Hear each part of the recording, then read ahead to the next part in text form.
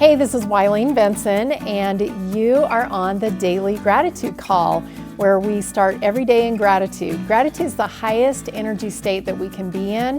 It creates a frequency of positive vibration that attracts positive experiences into our lives.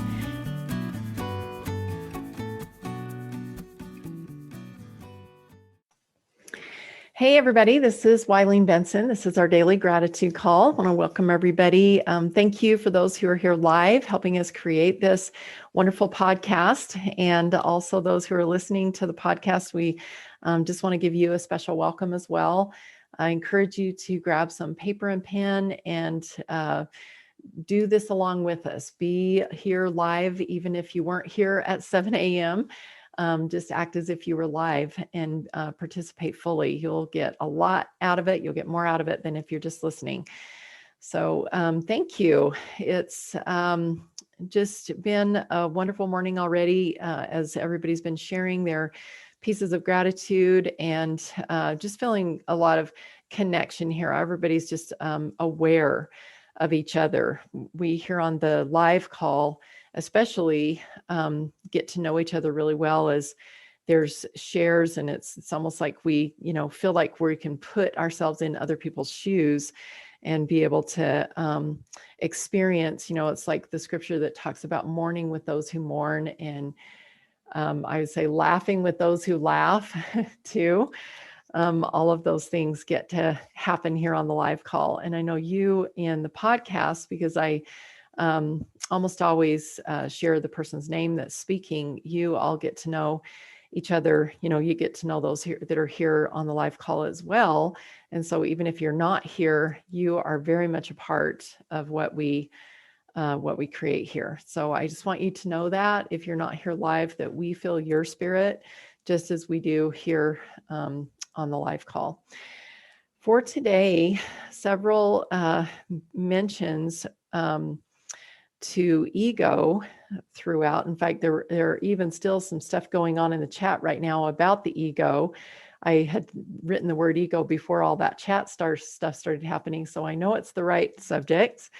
And I've got the timer set for 90 seconds. We're going to do a private silent meditation on gratitude for ego, and we'll see what comes up.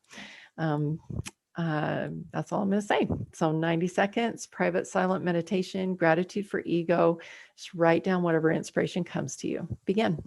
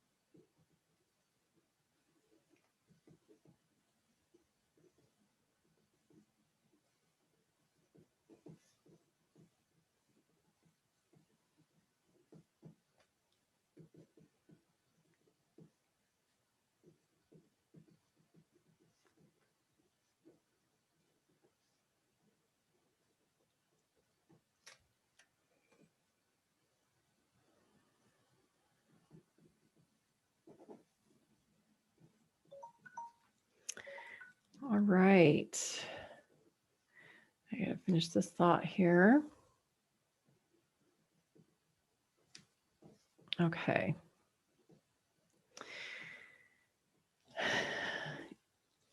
The ego, I kind of went to like the counterfeit, the ego is a counterfeit. It's like, what is the ego the counterfeit for? And it's God within. God within is the true version of ego. There's times when we have like righteous indignation. And it's like don't treat me like that. Like that is not in alignment with who I know I am. And that's not ego saying I'm better than you or, anything like that. It's just righteous indignation of knowing that I am greater than that. I have a full knowledge of who I am. And I'm not going to allow anyone or anything to bring me beneath that true identity that I know I am. That, like, when you ask what's real, what's your true identity, it's your spirit. It's that piece of you that has always existed, that will still be with you when you leave this earth existence into eternity. It's always existed before, it's always going to exist after. And that is our job on earth, is to align our actions and what we allow in our lives with that true identity. So the ego, I think, is just points to, gives us kind of an indication of what the God within really is. But there, anyway, I'm going to leave it at that, that ego is just a counterfeit for God within. Phil, and then Laura. I love that, Wileen. That certainly is the counterfeit. I am my ego narrates my life. I understand that it's the voice of the operating system of my body that is designed to keep me safe. So when it talks, then sometimes what it has to say is relevant, and so, but it talks to me constantly.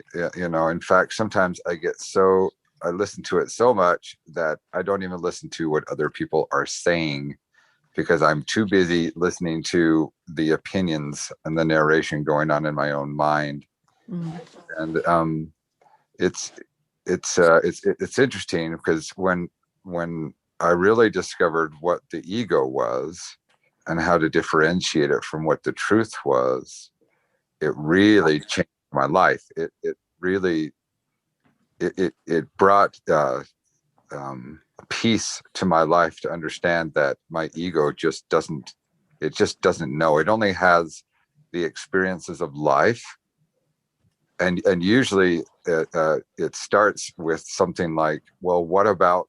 Mm-hmm. That's usually what it starts its conversation with. And it always points to the things that it's happened to it, that its own interpretation of what's happened to it. And so it's always saying, well, what about ... And so you get to say, well, what about ... Mm-hmm. What else could be true? And that's not your ego talking. That's your spirit saying, I am open to receiving more information on something else that could be true. So beautiful. I could go on for, but I'm going to let it go. So I love that. So there's 3 specific things that I want to point out from what you said. You talked about how this is the voice of your operating system of your body to keep you safe. And that is the counterfeit right there, that I'm unsafe. I need something to keep me safe. When we think of, the God within, I'm inherently safe. I have, God with me. Like, who else do I need? What else do I need? So, if we can step into that idea that I'm inherently safe, I don't need an ego to, I don't need that fight or flight sensation to make me safe, because I'm already safe. That's one of the points that I wanted to bring out, just an idea to ponder on. And the other one is another one of those counterfeits that natural man would want to take the reins, take control, make sure that I'm safe, that. But I've been, some of the words that I've been using lately is I am nature. So not natural man, because natural man has their own ability to choose and, has like an opinion, where nature is just, you think of like a mountain. If God says to that mountain, move, the mountain would move. And so instead of being the natural man, that I'm becoming nature. And that's something that I've been with, the my body and focusing on healing. I've been seeing myself as nature, that I'm completely obedient and just waiting for God to give me the next step. And again, feeling inherently safe in His hands. And then the other last thought that you shared about, but what about this? That we cannot go to fear, be like, living in the future. Oh yeah, that's going to happen. That's going to be horrible. I shouldn't do it, or whatever. But more looking at it as a fail-safe technology like they use in the space program, to listen to the voice of reason. Just listening to that and saying, I wonder, if that is true, or what else could be true. I love those thoughts. Thank you, Phil. Did you have something else you wanted to add to that? No, I think you recapped it perfectly. You kind of filled in you said it in the way that I don't know, you just recapped it perfectly. Thank you. Thank you. Thank you, Phil. Laura, and then Crystal. So, the image that came to my mind was a train engineer. And so the ego is the train engineer. And the train is on tracks, and the train already has a path and a destination, like a general, path. Lots of experiences along the way, right? Mm-hmm. And it's, being God, it's a magical train, right? Where the tracks appear and can go and so forth. But the engineer doesn't set the path, and the engineer doesn't lay the tracks. All the engineer does is monitor the actual train's movement along the tracks. Now, the ego, being out there in the middle of, imagine train going through the Rockies, or the desert, the ego thinks, well, I don't have a boss here. I'm all on my own. I'm doing this all by myself. See, I'm doing all of this. And so the counterfeit is where, thinking that the ego needs to lay the tracks. It needs to perseverate on the path, whereas all of that is already decided if we are in oneness with the spirit and with what is the highest and best. There is a highest and best for our soul and for our experience here on earth.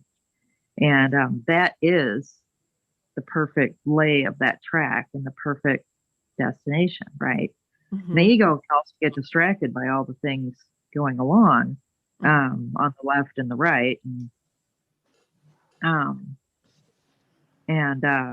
saying, oh, well, I'm supposed to be somewhere else. I'm not supposed to be here. Or, I don't like the look of that on the left of the, in the scenery over there. I better stop and see what's going on, and or I better get off track.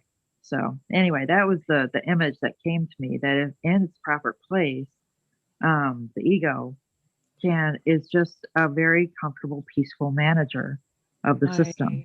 Love that. And you couldn't have chosen a better analogy in my mind, because I've actually driven a train. My husband was a carman, and he worked for Denver around Rio Grande Railroad, and then he worked for Intermountain Power Project, and drove the coal cars, and he maintained them.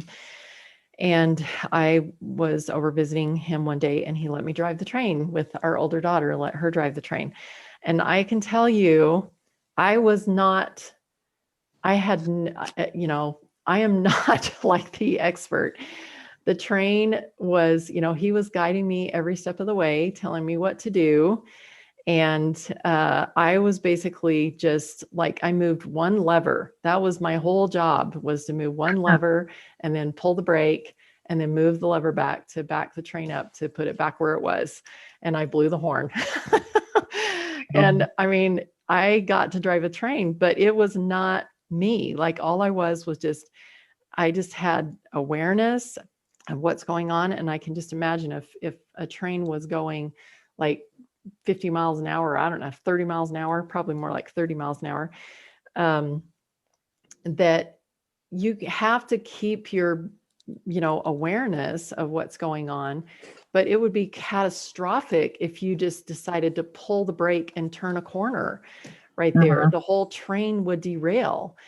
And anyway, I just think that was just a perfect example of the ego is just the engineer, is just the person that is like following orders and, having an intention of where they're going, but it wasn't even their responsibility to choose where they were going. It's just so perfect. Thank you, Laura. Yeah.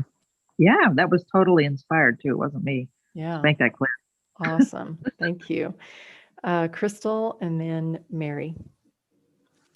So I'm grateful for my ego because this overconfidence has helped me learn, as a little baby, how to walk and fail and get up again. And as an adult, how to paint and fail. Like yesterday, I overworked a painting and I was like, dang it. But then I just realized I'm never going to do those drips for this project. Anyway, and Thomas S. Monson, he said, the more righteous self-esteem we have, the better off we are. And I'm grateful that little boys are so confident. Like I have a little friend that he's overweight, not very strong. And he's like, look at me, look at my muscles. I'm so strong. And then as little girls, these are just generalizations, but like, you question, am I pretty? Am I, and I've struggled with my self-esteem and confidence, but I'm grateful that I've struggled because I have found God's love for me. Beautiful. Just like you said, that God within. I found that God within. Beautiful. Yeah. For some people, they find it because they're overconfident and somehow get to feel humble and get back to God. And for others, it's the underconfidence and finding God through having to awaken that God within. Thank you, to become, that higher understanding of yourself. Thank you. I love that. Mary and then Colleen. Well, I was also, I just love it, what everyone has said. And I remember back in 1991, having a student of iridology do a quick reading on my eyes. She worked in a store and we were just, anyway, we just got in a conversation. And so she did a quick read on my eyes. And one of the things she said was that I had a problem with my ego. And my sisters were like, she doesn't even have an ego. What they meant was self-esteem, or confidence. But the ego, obviously everybody has one. And I remember throughout the years, I've seen how it's even the ego, I believe, that doesn't want to acknowledge others or doesn't want to celebrate others. Oh, for sure. And we want that acknowledgement ourselves. And let's see, I'm reading through my notes because I forgot what my train of thought was, but go ahead and check your notes for just a second. I just want to reiterate what you just said, that the ego can keep you and others down. So, if you, like somebody said, you have a problem with the ego and your sister's like, it's probably because of the ego, because of that natural man or the fear, that comes up because of the ego or whatever that was keeping you down. And not being able to celebrate others because the ego would not want to feel less than. Yeah. And I remember years later, just really, and it took a lot of years later to really celebrate people and celebrate their accomplishments and not make it and I didn't feel any less. I felt just lifted and so anyway, I guess that was it. I just really love that I've noticed where my ego, the other thing was, a couple weeks ago, I guess I I remember going off and following the Spirit. I had such peace in how I did my work and how I did my life. And there were accomplishments during that time that were connecting me to people that were part of my process in moving forward. Anyway, I remember thinking, just keep on this track. You don't need to be in that training because you've got what you need. But I thought, oh, but I want them to know my accomplishments. And I thought, what? Wait, okay. So, but also, well, I also thought, well, you need to be there because they need to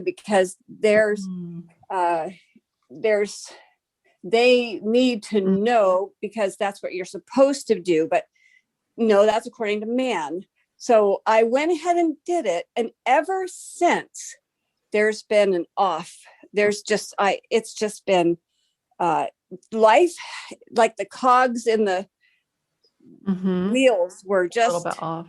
Yes. So I think that off is such a good indication, because you think of like being in alignment, and if you're off, out of alignment, not centered, and also like what Laura was saying, like being off the track, and derailed, trying to run this train down a mountainside instead of just on the track, and how much easier it is to be on track. Something that you mentioned about, but they need to know my accomplishments.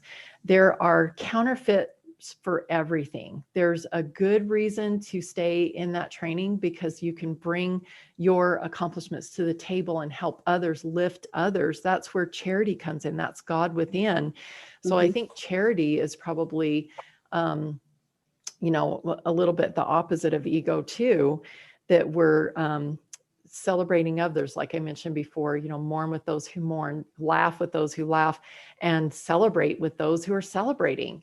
That's all part of it, of, putting the ego aside and using charity instead to be able to, be with someone, be self-confident enough to be able to be with someone that's celebrating and know that my true identity is this God within. And so nothing could be higher or lower than that. And they have a God within that is not comparable. There's no comparison whatsoever to any one of us. As I've worked with people on purpose calls and in our architecture of life mentoring program, it's so blatantly apparent that not one of us is the same. Every single one of us has this individual, unique spirit within us that is that God within. And the ego would tell us that we need to make sure that we're higher than or just as good as or whatever. There's no such thing in reality. Yeah, or lower than, because Exactly. I remember that day going, well, who do you think you are? You need to be with them. What, you're trying to separate yourself. And I'm like, I'm not trying to separate myself. This is just where the flow is for me. Yeah. So that was interesting. Exactly. Awesome. Colleen, and then I think Tyree and Kathy had something, and then we'll move to our permission process. I'm trying to go really quickly, but I see this so much as a continuation on what was going on yesterday, was just building my garden, building a new garden, but using the same soil, but revitalizing it and redirecting thoughts and patterns that have been a hindrance, my judgments, and just putting myself in the place of God to judge and to try to get somebody else to see their follies or something like that. But when you have an eye single to his glory, you set a whole different intention. And what is his glory? It is to bring to pass the immortality and eternal life of man. So what is our intent? It isn't to step in and ask for explanations or understand what is going on. Our intention is to unite with God and to have this fertile soil where people can plant things too that they want to grow and that they want to develop it. And we're studying this year on the development of a prophet. and what that took, and to see the follies of just the natural man, and how that has to be. We have to even appreciate the continuance of learning and developing the character, to have an eye single to his glory, to be with him in his purposes. Beautiful. I don't want to rattle on too much. This is, it's really, really lots of wisdom here. That eye single to his glory, that is our insurance to never be an ego.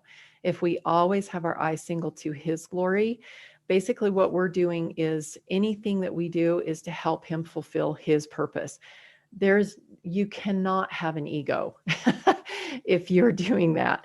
That is total insurance right there, is that you are God within, united with God, not putting yourself in the place of God, a savior complex, or, feeling like I know best for my kids or whatever, not putting yourself in the place of God, but uniting with God, with your God within, with him, and eye single to his glory, helping him fulfill his purpose. That's where you're always going to be on track. You're never going to be off, and your life will be the easiest and simplest. This is exactly what the Lord's way to wealth is, and it's exactly what the architecture of life is.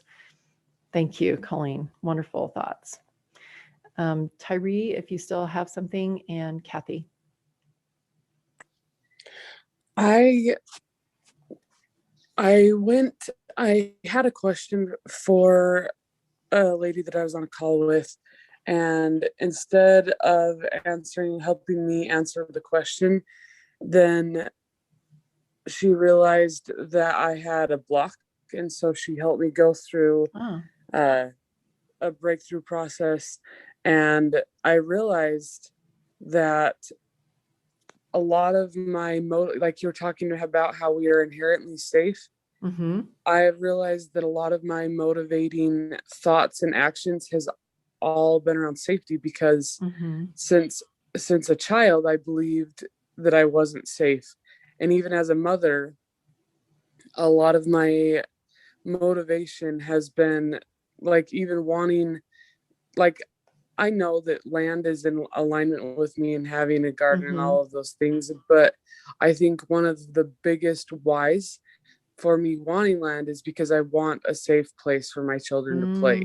I want them to be able to be outside, not in front of screens, and just to be children and be safe in being children how God designed, which is awesome. But the motivating factor is that I don't feel safe, and I don't feel they're safe, and so I want them to be safe anyway. So I have a lot more to work on. You're so close, Tyree, because now that you've identified that, it's a fear motivation, right? It's fear that my kids are not safe, or they're not, able to fully express themselves or whatever. So just switch it. I am moving to a place where my kids have full expression, and also feeling gratitude right now for your ability for your kids to be able to be free to express themselves the way that they want to, and find evidence right now of how they can. And I know that you have evidence of that, because you in your own home can allow your kids to, fully express themselves artistically, creatively. I know that you do provide those opportunities for your children. So, looking at the outside world as unsafe is what's stopping you from being able to have the land, and, that you really, for your own full expression, to be able to fully express your gifts, because you definitely are gifted in that way. So letting go of that fear of the outside world by really focusing on the full expression that is allowed within your property, because that's really what you want, right? You want a property where you can fully express. Well, you have that right now. You don't need it. So if you can state it as, I'm grateful that my kids are able to fully express themselves within my property, within my home and property, then the universe will bring you the land that is where you are able to fully express yourself and let your kids fully express themselves. But you have to see it as already existing. Can you see it, that it already exists? Yes. Yes. Thank you. That's the only switch you need to make. Awesome. Thank you. Kathy. There's just been so much going on in my mind, but I realized for me, it was just asking more questions because I've heard this ego is edging God out so often. And I'm beginning to question that, is ego edging God out? And really just having that awareness of asking more questions, asking better questions. Even the question of, is it ego that says I want to be heard? Realizing, just checking, am I in ego? Am I following spirit? But I think, well, and even the talking about the confidence, and confidence is a good thing. Self-esteem is a good thing, unless it gets too selfish. And so just asking those questions of, when am I in ego? When is ego a good thing? Confidence is a great thing, but if it's overdone, it becomes arrogance. And then there's all these different perceptions. So how we're perceiving the question of what is ego? When am I in ego? Is it good? Is it bad? That's just judgment. But turning to the truth of it all, I think the confidence in and putting our trust in God and asking those, the main question that came up for me is, whatever moment I'm in, whatever I'm analyzing, figuring out, is this bringing me closer to my end goal? And that main end goal, because I can get caught up in ego of my goal of in my business, my goal in, how do people see me? Is my home clean enough? Just all of those different things. But the end goal, those things that we learn that keep us on our path, on the track, to getting back to God and becoming the person that He wants us to be, that He intended for us to be, to learn those lessons. And we do that by asking those questions. Beautiful. I love that. And, when your ego is, I'm going to use that example, why do, I want to be heard? Then asking that question, why do I want to be heard? What is my soul's desire to say? Why, what do my words, what are the significance of my words? And not asking like, well, who am I? Why do I, but asking it in a positive way, seeing yourself in that full identity of that divine self inside. Why is my soul crying out to be heard? What is it? What is my message? Why, is that important that I be heard? And just asking those forward thinking questions from that higher perspective. And like you said, because all of our desires, is to return and as an honorable servant who has fulfilled his or her purpose. And so any of those inclinations that we have where we feel like we're not being honored, or, we're not living up to our potential, whatever, it's not to go to shame or doubt or fear or, whatever. It's to listen to that spirit and say, why are you feeling that way? Why do you need to be heard? Oh, there's something deeper that, I can save the planet. And we all can in our own special way using our specific gifts. Crystal, did you have a last thought before we move to our permission process? Yes, I just want to read Laura's amazing thing from the chat. She says, thank you. I do believe that men have a special confidence born out of the way their brains work. It isn't born out of ego, but out of their compartmentalization's ability. I truly admire it, knowing it's the perfect complement to women's whole brain thinking. That was amazing, because I've always thought, what is the deal? Men are so confident. And what do us women have? But we do have that. Yes. Multitask like nuts. Yes. And I would say masculine and feminine versus male and female, because that is a masculine energy trait versus a feminine trait. Because I actually have more of that compartmentalization in me than my husband does. He's more seeing the whole picture. So we're a good balance for each other. And we both have, a good balance of masculine and feminine within us, each of us. And that's the goal, is to be able to see things from all perspectives. That's charity, right? That's our goal. Thank you. I appreciate everyone's shares. This has been an awesome, very instructive call, helping us to see things from a totally different perspective. Most of the time, ego is considered as a negative thing, and we can see that is just the start. It's just like the little prick that helps us to be able to see within, see that God within, and what is the true version of what the natural man might, see in the beginning. So really, really awesome thoughts. Thank you. There is a lot in the chat that I'm not going to take the time to read, but I do encourage those who are alive to take a moment and read those. Lots of really awesome things. Let's go ahead and take a deep breath and invite you in this moment to believe that you have the capacity to be able to think and see and perceive in all ways, to tap into that God within. And I know God has the ability to compartmentalize. He has the ability to see the whole picture.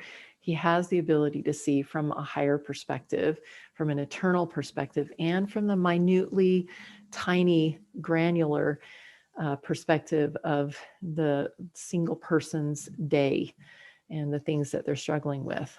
So just tap into that God within right now. And of course, seeing this as a very positive God within thing, not like an egotistical thing, like, I can do everything, not being God, not putting yourself in the place of God, but tapping into this God within and uniting with God with an eye single to his glory. What is the one most important thing that you could learn about your ego today? Be open for God to show you maybe a blind spot, because ego's really good at creating blind spots. What is one thing, some feedback that you can receive from God today about how you can shift from that natural man ego into the God within, becoming more like nature, where you can be commanded, where you are obedient and listening, and like that engineer, just being aware and guiding the train along, but not being the one to choose the path or to pretend like you are in control of this huge machine that is your train that you're pulling along the track. What is the feedback that God can give you that would maybe open up some new understanding to see things from more of a true identity perspective, rather than your perceived identity of your ego? And as you're becoming aware of something that maybe possibly needs to change about you and the way that you perceive your identity, I also invite you to listen for any limiting beliefs that might be coming up. And we'll deal with those in just a moment. I invite you to really tap into that identity, the true, pure identity of that God within, and being united with God and having an eye single to his glory. And what is the one most important thing that you could do today? What's your inspired shortcut to walking your path as God within and helping him fulfill his purpose? What is your one most important task today? What's your inspired shortcut to helping God fulfill his purpose? Letting go of all that you feel like would be beneficial for you, because you know that God's ultimate purpose is to bring to pass your glory. And so what more could you ask than for him to guide you every step of the way? So your inspired shortcut today to help him fulfill his purpose to bring glory to you. And then what is that limiting belief that is stopping you from taking action, from really fully stepping into God within and being fully aligned with God? Your purpose is my purpose. What's your limiting belief? And as you're becoming more clear with what that limiting belief is, also just be aware of the cost that it is affecting. What is this limiting belief creating for you? And if you don't like that limiting belief, if you don't like the cost, then you can give yourself permission to choose a new belief that will be in alignment with you becoming more fully this God within. And so if you're ready to give yourself permission to choose a new belief, say yes. Yes. Yes. Yes. Awesome. And what are those new beliefs? Choose some new beliefs that are in alignment with God within, and alignment with you following through and helping him fulfill his purpose, which is to bring about your highest and best glory. What new beliefs will take the place of that old limiting belief and will become more in alignment with what you truly want?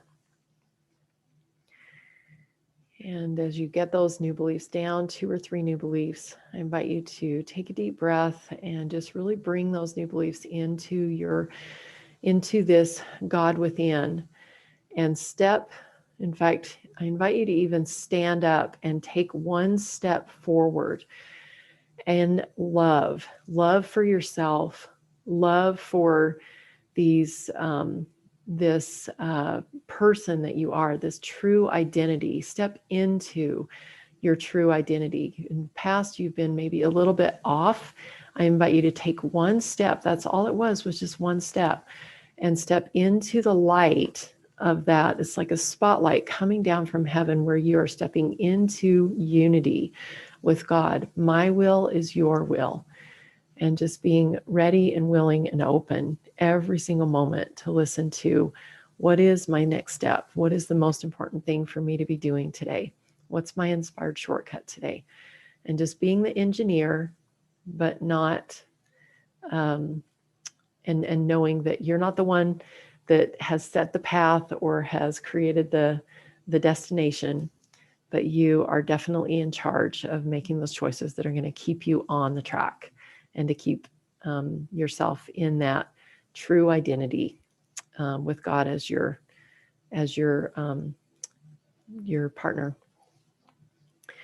We are at the end of our time, well over our time, and so we're going to go ahead and end the call. We won't open it up for any shares today, but I do encourage you to go to our Facebook group, Breakthrough with Gratitude. We love to, and if you've shared something in the chat that is super profound and you want everybody to know it, go ahead and grab that, copy and paste it into our Breakthrough with Gratitude group. I know we'd love to continue that conversation there. And just invite you to come back to the present, be ready as soon as this call is over to be able to take action on that inspired shortcut. Put those new beliefs up on your vision board so that you can continually remind yourself. That's one thing that the ego does like to do, is to run back to itself and to try to be in control. And so you might want to put those new beliefs on your vision board so you can continually remind yourself that you are God within and you are united with God. Your only purpose is to help him fulfill his purpose, which is to and have an eye single to his glory, because his purpose is to bring about your glory. And there's no way that you could create the kind of glory here on earth through your ego that he can create for you in eternity. And so if your ego wants glory, then it needs to take a step back and become more of that confidence of the true identity of being a son or daughter of God, an heiress or an heir to his kingdom and all that he has to offer. And if anybody is feeling like they need some extra support in this area, I would invite you to go to my calendar and schedule a 15-minute call. AskWileen.com is how you get there. So thank you. Love you guys. We will look forward to being back together tomorrow morning, 7 a.m. Mountain Standard Time. And we'll see you then. Thank you. Yeah, thank you. Thank you, everybody. Thanks, everybody. Hey, thanks so much for listening. And I encourage you to tune in every day to the Daily Gratitude Call. And the Daily Gratitude Call happens live every weekday morning. I'd love to have you join. So to find out how to join live, go to my website, WileenBenson.com. Thanks for tuning in.